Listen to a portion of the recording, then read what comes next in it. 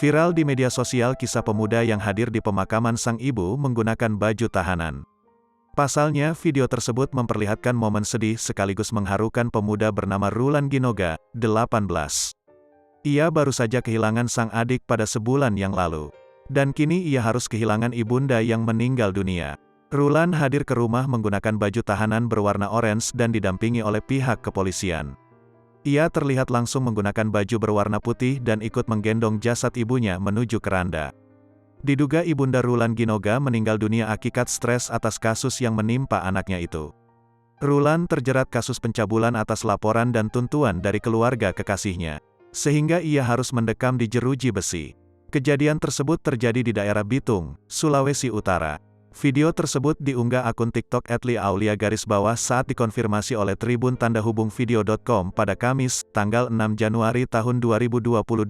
Pemilik akun @liaulia_ membenarkan hal itu. Aulia Pondak, 17, menerangkan jika sebenarnya Rulan dan kekasihnya melakukan hubungan badan atas dasar suka sama suka. Anaknya ditahan karena kasus pencabulan tapi sama-sama suka, terangnya. Namun pihak keluarga sang kekasih mengaku tak terima karena masih di bawah umur. Kemudian keluarga sang kekasih melaporkan kasus tersebut ke pihak kepolisian.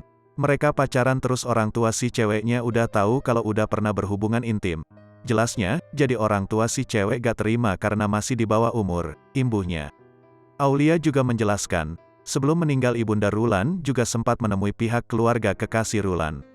Ibu Rulan meminta keringanan hukuman untuk kasus yang menjerat putranya itu. Sebelum ibu ini meninggal, ibu ini datang ke rumah perempuan untuk memperingan kasusnya, jelas Aulia.